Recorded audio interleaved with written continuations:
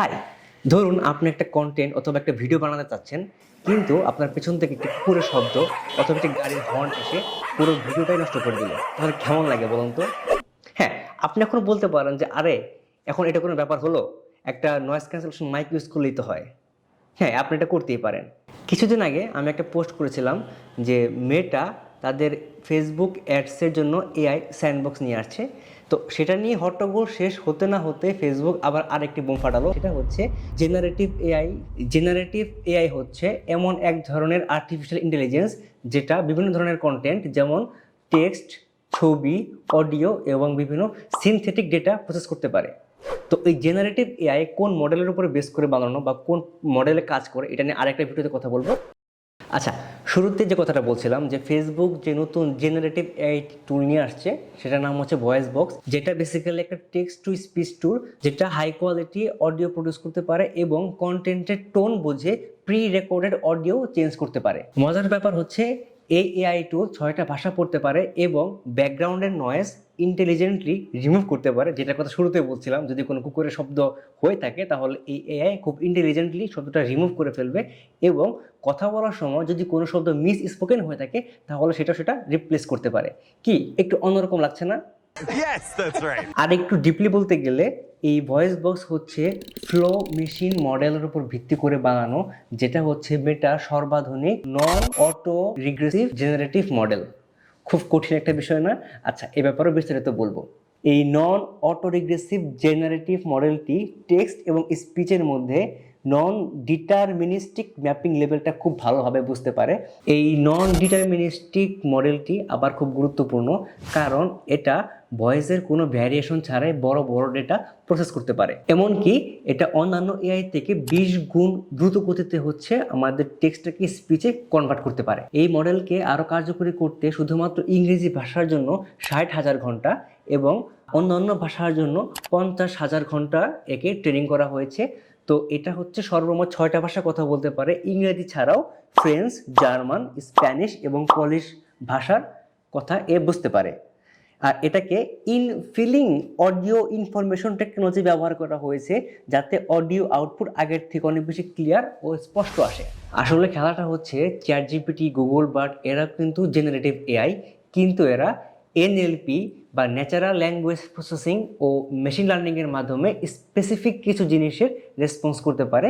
আর এখানে ফেসবুকের generative AI একটু অন্যভাবে কাজটা করে, সেটা হচ্ছে অডিও ক্লিপ জেনারেট করা। তার মানে হচ্ছে এই কাজটা হচ্ছে ফেসবুকের অন্যান্য বিষয়গুলো থেকে খুবই উন্নত এবং এটা মাইক্রোসফটের ভাল-ই থেকেও খুব ভালো কাজ করছে এবং এর এরর রেট হচ্ছে 1%। তার মানে হচ্ছে অন্যান্য এআইগুলোর থেকে এই ভয়েস বক্সের এরর রেট এখন 1% এবং খুব শীঘ্রই এটা হয়তো 1%-এরও নিচে নেমে আসবে এবং এর অডিও সিমিলারিটিও প্রায় সেম, অলমোস্ট 1%-এর কাছাকাছি। আরেকটা মজার ব্যাপার হলো ক্রস লিঙ্গুয়াল স্টাইল ট্রান্সফারে ভয়েস বক্স TTS বা টেক্সট টু স্পিচকেও ছাড়িয়ে যাচ্ছে। এর ওয়ার্ড এরর 10.9% থেকে 5.2%-এ নিয়ে আসে এবং অডিও সিমিলারিটিকে 0.33 থেকে 0.481-এ ইমপ্রুভ করে। আচ্ছা, এতক্ষণ আমরা ভয়েস বক্সের বেশ কিছু টার্মস নিয়ে কথাবার্তা বললাম। এখন আমরা দেখি এই ভয়েস বক্স মূলত কি করতে পারে। তো শুরুতে আসে in context text to speech synthesis.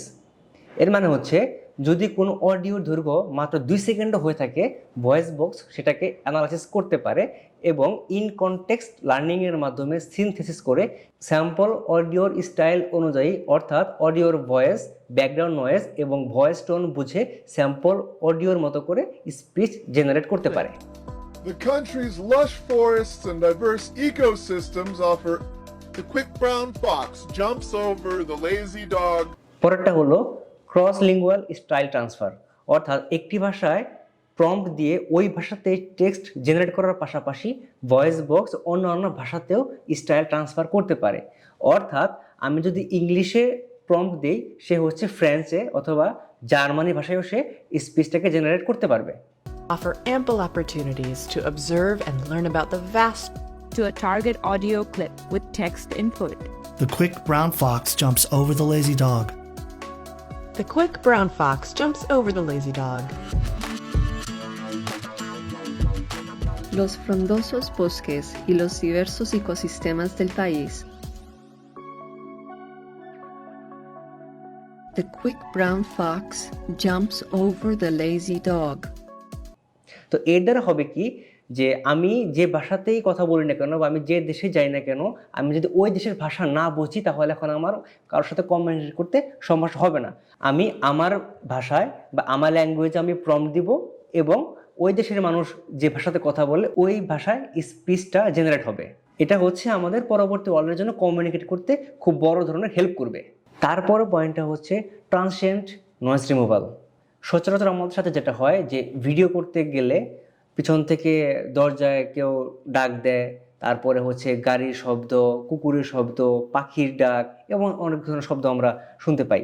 Voice বুক যেটা করবে এই শব্দগুলোকে রিসিনথেসাইজ করে এখান থেকে হচ্ছে সে টেক্সটটাকে আলাদা করে ফেলবে এবং নতুন করে আর ভয়েস রেকর্ড করার কোনো প্রয়োজন পড়বে না, যেটা হচ্ছে প্রচণ্ড পরিমাণে টাইম সেভিং এবং খুব ইফেক্টিভ একটা tools. Hi everyone, thanks for tuning in. Today we are going to show you how to create a beautiful flower arrangement.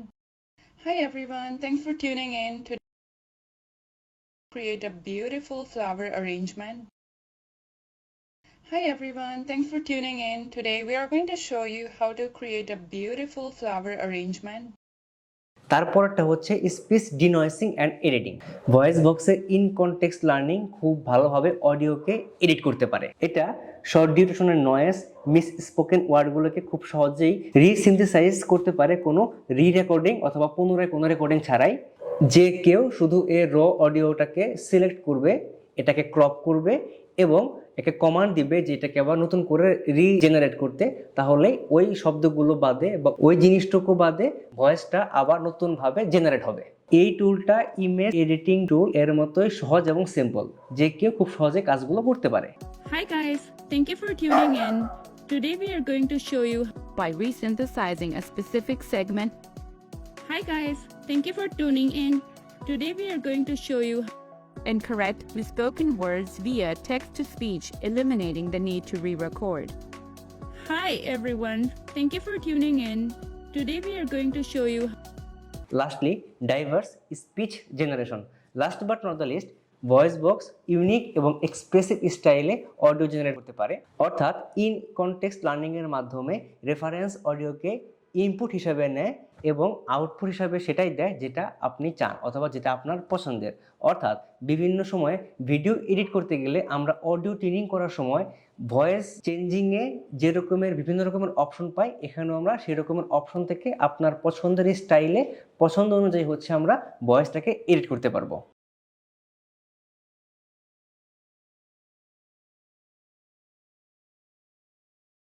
The quick brown fox jumps over the lazy dog. The quick brown fox jumps over the lazy dog. The quick brown fox jumps over the lazy dog. তো এই হলো আজকের video voice box AI টুল নিয়ে। আপনার মতামত কি, আপনার কেমন লাগলো এবং আপনার কোনো প্রশ্ন থাকলে অবশ্যই কমেন্টে জানাতে পারেন। ভালো থাকবেন সবাই, ধন্যবাদ, আসসালামু আলাইকুম।